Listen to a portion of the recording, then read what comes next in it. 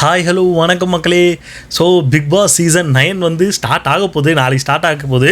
So பார்த்திங்க அப்படின்னா இது வரைக்கும் பிக் பாஸ் சீசன் 9க்கான ப்ரொமோ வந்ததுலே எனக்கு பிடிச்ச ப்ரொமோன்னு பார்த்திங்க அப்படின்னா இப்போ ரீசெண்டாக விஜய் சேதுபதி கிராண்ட் லான்ச் ஆக போகுது, அதாவது நாளைக்கு 6 மணிக்கு சாயங்காலம் ஆரம்பிக்க போகுதுன்னு சொல்லி ஒரு ப்ரொமோ வந்திருக்குல, அந்த ப்ரொமோ தாங்க எனக்கு வந்த ப்ரொமோலே பிடிச்சிரு. அதாவது ஒன்று சொல்லலாம், புரிஞ்ச ப்ரொமோன்னு அதுதான் சொல்லலாம், இன்னொன்று வந்து பிடிச்ச ப்ரொமோ அப்படின்னாலும் இந்த ப்ரொமோ சொல்லலாம். இனிமேல் இவங்க ப்ரொமோவே போட போகிறதுன்ற மாதிரி இருக்கிற எல்லா ப்ரொமோவையும் ஒட்டுக்க ரிலீஸ் பண்ணி விட்டாங்க. ஒரு 3 நாளில் ஏண்டா உங்ககிட்ட இவ்வளோ தான் ப்ரொமோ இருக்கா, இல்லை இன்னும் ப்ரொமோ எதுவும் வச்சிருக்கீங்களான்ற கேட்குற நிலைமைக்கு அத்தனை ப்ரொமோவை போட்டு ரிலீஸ் பண்ணவே இருக்கானுங்க. நாம் என்ன நினைப்போம்னா, இதுக்கு முன்னாடி வந்த பிக் பாஸ் எல்லாம் ஏதோ 1 ப்ரொமோ 2 ப்ரொமோ அப்படின்ற மாதிரி ஒரு ப்ரொமோலாம் வந்துட்டு போகும். இவங்க என்னடானா ப்ரொமோலே நீங்கள் பிக் பாஸ் ஃபுல்லாக முடிச்சு விட்டுருவீங்களே அப்படின்ற லெவலுக்கு ப்ரொமோலே வச்சு கிழிச்சிட்டானுங்க. அதில் உங்களுக்கு பிடிச்ச ப்ரொமோன்னு கேட்குறத விட உங்களுக்கு புரிஞ்ச ப்ரொமோ எதாவது இருந்துச்சுன்னா கமெண்ட் செக்ஷனில் கமெண்ட் பண்ணுங்கள். சரி, மேட்ருக்கு வருவோம். சரி, டாப்பிக்கு வருவோம். பிக் பாஸ் வந்து ஸ்டார்ட் ஆக போகுது. அதுக்கு முன்னாடி ஏதாவது ஒரு கான்ட்ரவர்சி அவங்க கிளப்பி விடுவாங்கன்னு சொல்லி நான் நினச்சிக்கிட்டு இருந்தேன். அந்த மாதிரி தான் ஒரு வீட்டுக்குள்ளே எந்த மாதிரி இந்த செட் இருக்குது அப்படின்னு சொல்லி ஒரு வீடியோ வந்து ரிலீஸ் ஆகிருந்துச்சு. இப்போ வந்து பார்த்தீங்கன்னா சோசியல் மீடியாவில் வந்து வைரல் ஆகிட்டு இருக்கு.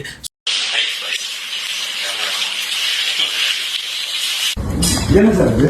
ஜக்கூசி ஜக்கூசிலாம் இருக்காங்க.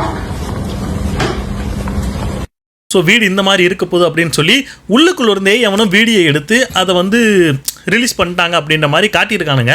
பட் எனக்கு உள்ள என்ன சந்தேகம் அப்படின்னா, இவங்களே இந்த டீமே பிக் பாஸ் டீமே ஏதாவது ஒரு கான்ட்ரவர்சியை கிளப்பணுன்றதுக்காகவே இவங்களா ஏதாச்சும் பண்ணியிருப்பாங்களோ அப்படின்ற மாதிரியான ஒரு டவுட் வருது. ஏன் அப்படின்னா இவங்க பண்ணக்கூடியவங்க தான். ஏன் அப்படின்னா இவர் நம்ம விஜய் சேதுபதி நின்றுக்கிட்டு இருக்காருங்க. பின்னாடி விஜய் சேதுபதியோட பின்னாடி ஒருத்தர் நின்றுக்கிட்டு இருக்காரு. பார்த்தீங்கன்னா அவர் பக்கத்துல இன்னொரு கேமரா கையில இருந்து கீழே அந்த ஷார்ட் பார்த்தீங்கன்னா லோ ஆங்கிள் ஷாட் மாதிரியே இருக்குது. அங்கேருந்து அவர் வந்து வீடியோ எடுத்துக்கிட்டு போயிட்டு இருக்காரு.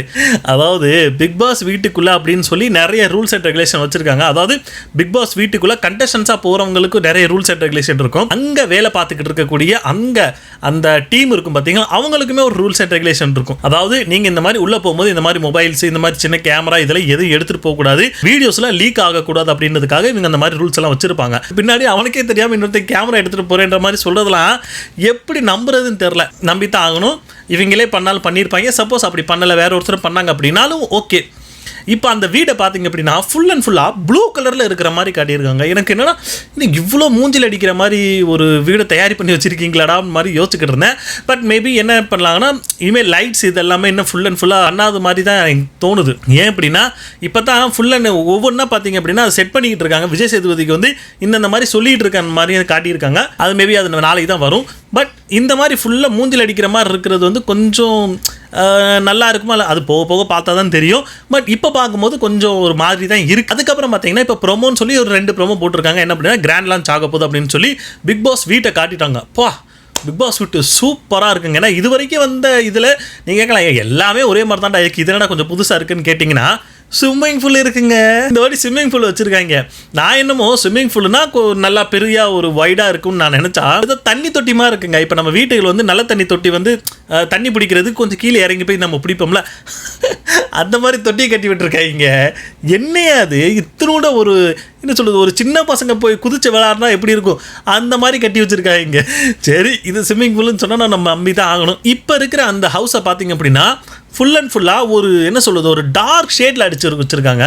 இந்த மாதிரி டார்க் ஷேட் எங்கேயோ பார்த்த மாதிரி இருக்கேன்னு கொஞ்சம் நீங்கள் யோசிச்சிங்க அப்படின்னா கண்டிப்பாக நீங்கள் வந்து ஏற்கனவே பார்த்துருக்கீங்க. எதுலன்னா நம்ம ஹிந்தி பிக் பாஸில் பார்த்தீங்க அப்படின்னா முழுக்க நைட் ஷேட் மாதிரியே தான் இருக்கும். ஃபுல் அண்ட் ஃபுல்லாக நைட்டு ஒரு ஷேடு இருக்கிற மாதிரி தான் காட்டியிருப்பாங்க.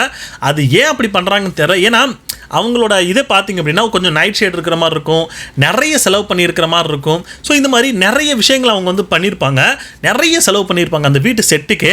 பட் இதுலேயுமே பார்த்தீங்க அப்படின்னா கொஞ்சம் அந்த செட்டு இதெல்லாம் போட்டிருக்காங்க, கொஞ்சம் அதிகமாக செலவு பண்ணி போட்டிருக்க மாதிரி இருக்குது. ஏன்னா இதுக்கு முன்னாடி பார்த்தீங்க அப்படின்னா ஸ்விம்மிங் பூல் வந்து நிறைய சீசனில் வந்து இல்லவே இல்லை. எதுக்காக அப்படின்னா போய் தண்ணிக்குள்ளே போய் விழுந்து தற்கொலை பண்ணுற லெவலுக்கு போயிடுறாங்க. அதனால கொஞ்சம் அதை நிப்பாட்டிக்கலாம். அதுக்கப்புறம் பார்த்தீங்க அப்படின்னா தண்ணியே இல்லாமல் வச்சுருந்தாங்க.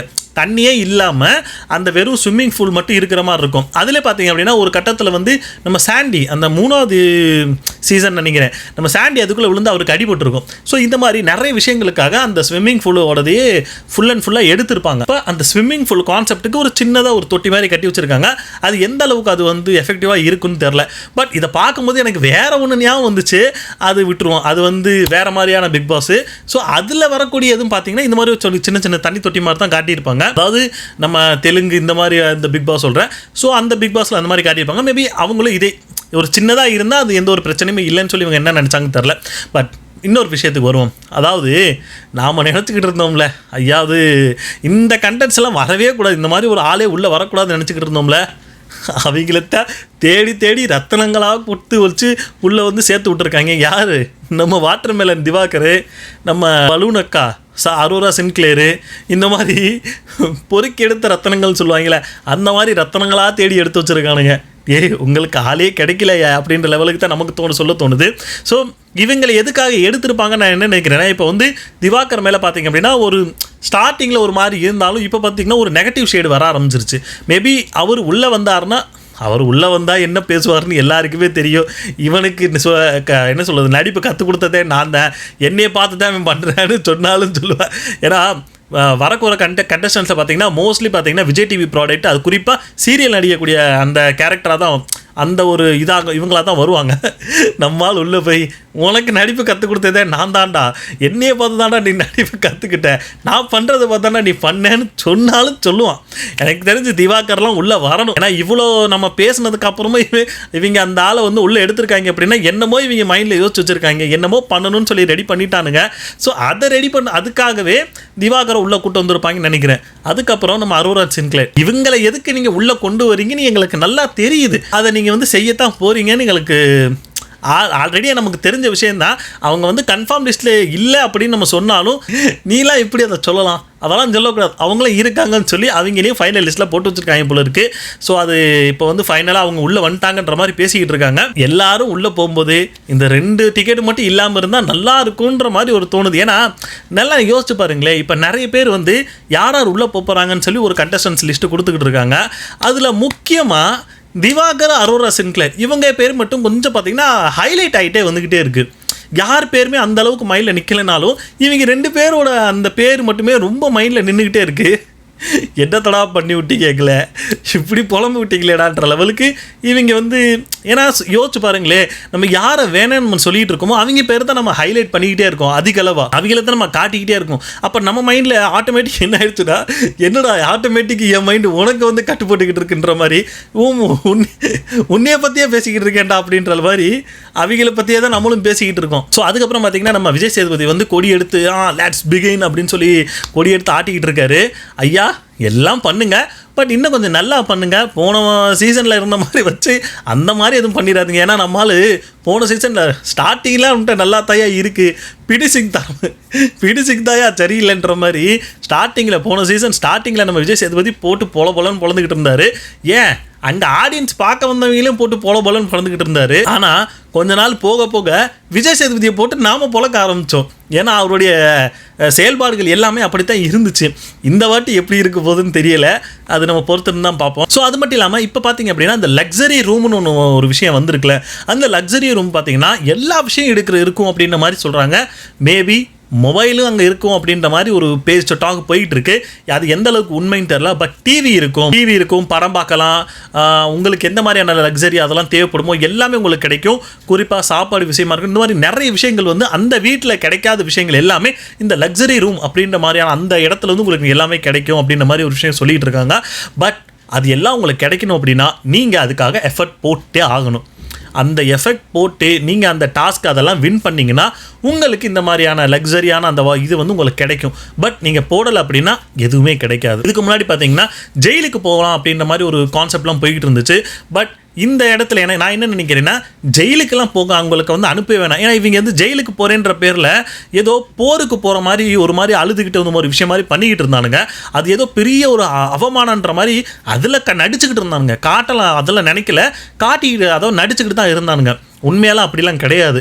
ஆனால் இப்போ என்னடானா நீ வந்து டாஸ்க்கை சரி பண்ணி நீ வந்து நல்லா ஜெயிச்ச அப்படின்னா உனக்கு அந்த லக்ஸரியான வாழ்க்கை கிடைக்கும். ஒரு நம்ம சதுரங்க வேட்டையில் கூட சொல்லுவாங்க, ஒருத்தவனை நீ வந்து ஏமாற்றணும் அப்படின்னா அவனை வந்துட்டு வந்து கருணையை எதிர்பார்க்கக்கூடாது, அவன் ஆசையை தூண்டணுன்ற மாதிரி. இப்போ இவங்களும் அதே தான் பண்ணுறாங்க. என்ன அப்படின்னா அவனை வந்து இந்த விஷயம் நீ பண்ணலை அப்படின்னா உன்னை நீ வந்து கஷ்டப்படுவ அப்படின்ற மாதிரி நீங்களே சொல்லாதீங்க. இன்னொருத்தவனை வந்து இந்த ஒருத்தவன் ஜெயிச்சிருப்பான். இப்போ ஒரு டாஸ்க் வைக்கிறாங்கன்னா ஒரு ஆள் ஜெயிப்பாங்க, இன்னொருத்தவங்க தோப்பாங்க. யார் ஜெயிக்கிறானோ அவனுக்கு வந்து அந்த லக்ஸரியான அந்த ஒரு இது கிடைக்கும். யார் ஜெயிக்கலையோ அவன் வந்து அந்த இது கிடைக்காது. ஸோ இந்த ஒரு மைண்ட் செட்லேயே அடுத்த டாஸ்க் வரும்போது எப்படியாவது எனக்கு அது கிடைக்கணும்டா, எப்படியாவது நான் அதை வந்து வாங்கணும் அப்படின்ற மாதிரி அவன் வந்து எப்படியும் அதில் வந்து எஃபர்ட் போட்டு அவன் வந்து உழைப்பான். அப்படி உழைச்சான் அப்படின்னா அவனுக்கு அந்த லக்ஸரியோடது கிடைக்கும். ஸோ இதுக்காகவே அவங்க இந்த மாதிரியான ஒரு கான்செப்டை கொண்டு வந்திருப்பாங்கன்னு நினைக்கிறேன். ஸோ இதுவே எனக்கு தெரிஞ்சு நல்ல ஒரு கான்செப்டாக தான் இருக்கும்னு நினைக்கிறேன். ஏன்னா ஒவ்வொரு விஷயத்துக்கும் நீங்கள் வந்து யோசிச்சு பாருங்களேன், இது எனக்கு கிடைக்கணும் அப்படின்னா நான் ஒரு எஃபர்ட் போடணும், நான் ஒரு டாஸ்கில் வின் பண்ணணும், இப்படி பண்ணணும், அப்படி ஆனால் மட்டும்தான் எனக்கு அது கிடைக்கும் அப்படின்ற மாதிரி இதுக்கு முன்னாடி இருந்துச்சு. பட் இதில் யார் ஜெயிக்கிறாங்களோ அவங்களுக்கு இந்த லக்ஸரியான இது எல்லாமே கிடைக்கும் அப்படின்னா, ஏன்னா நார்மலாக யோசிச்சு பாருங்கள், அந்த இடத்துல லக்ஸரி அப்படின்னு நீங்கள் நினச்சிங்கன்னா என்னென்ன சொல்லலாம்? ஒன்று சாப்பாடு, சூப்பரான ஒரு சாப்பாடு கிடைக்கணும், நல்லா தூங்குறதுக்கான ஒரு, ஏன்னா நைட்டை தவிர்த்து மற்ற எந்த நேரத்துலையும் உங்களால் தூங்க முடியாது. பட் அந்த இடத்துல கிடைக்கும் அப்படின்னு நினச்சிங்கன்னா டிவி, நீங்கள் நினச்ச டைம்லாம் டிவி பார்க்க முடியாது. அவங்க எப்போ படம்னு ஒன்று கொடுக்குறாங்களோ அப்போ மட்டும்தான் நீங்கள் பார்க்க முடியும். அப்போ ஆனால் இந்த இடத்துல எல்லாமே உங்களுக்கு கிடைக்கும். ஸோ இப்போ மொபைல்னு வந்து எந்த அளவுக்கு உண்மைன்னு தெரில, பட் மொபைல் இங்கே யூஸ் பண்ண முடியாது, பட் அங்கே யூஸ் பண்ணலாம். இந்த மாதிரி இந்த அளவுக்கு ஒரு லக்ஸரியான ஒரு விஷயம் உங்களுக்கு கிடைக்குது அப்படின்னா நீங்கள் அதுக்கு எஃபர்ட் போடாமல் இருப்பீங்களா? கண்டிப்பாக போடணும். ஸ்டார்டிங்லேருந்து நீங்கள் போட்டே ஆகணும். அப்படி போட்டால் மட்டும்தான் நீங்கள் வந்து அந்த லக்ஸரி இதுக்குள்ளே போக முடியும். ஸோ இந்த மாதிரி நிறைய விஷயங்கள் இவங்க சொல்லியிருக்காங்க. பட் இந்த மாதிரி இருந்தால் இன்னும் சூப்பராக தான் இருக்கும். ஸோ எனக்கு தெரிஞ்சு இது வந்து அவ்வளோதான். நான் நாளைக்கு நமக்கு வந்து 6 மணிக்கு மேலே வந்து உங்களுக்கு தெரிய ஆரம்பிச்சிடும், யார் எந்தெந்த கேண்டிடேட் வந்து உள்ளே வர்றாங்கன்ற மாதிரி எல்லா விஷயம் தெரிஞ்சிடும். அதுக்கப்புறம் நம்ம இன்னொரு வீடியோ போடுவோம். ஸோ இந்த வீட்டை பற்றி விஜய் சேதுபதி பற்றி இவங்க வைக்கக்கூடிய இந்த மாதிரி ஒரு டாஸ்க்கை பற்றி நீங்கள் என்ன நினைக்கிறீங்க? அண்ட் இவங்கெல்லாம் வரக்கூடாதுன்னு நம்ம நினச்சோம், பட் அவங்க வந்தாங்க அப்படின்னா எப்படி இருக்கும், வராமல் இருந்தால் எப்படி இருக்கும், அதையுமே கமெண்ட் செக்ஷனில் கமெண்ட் பண்ணுங்கள், நான் பார்த்து தெரிஞ்சுக்கிறேன். ஸோ இந்த வீடியோ உங்களுக்கு பிடிச்சிருந்தா லைக், ஷேர், கமெண்ட் பண்ணுங்கள். எப்பயும் போல் கேட்குற மாதிரி தான் சப்ஸ்கிரைப் பண்ணி வீடியோ பாருங்கள், அப்போ தான் எல்லாருக்கும் போகும். குறிப்பாக அந்த ஹைப் பட்டனை வந்து கிளிக் பண்ணிடுங்க, அப்போ தான் இன்னும் நிறைய பேருக்கு வந்து ரீச் ஆகும். ஸோ அடுத்த வீடியோவில் பார்ப்போம். Ta-ta, bye bye.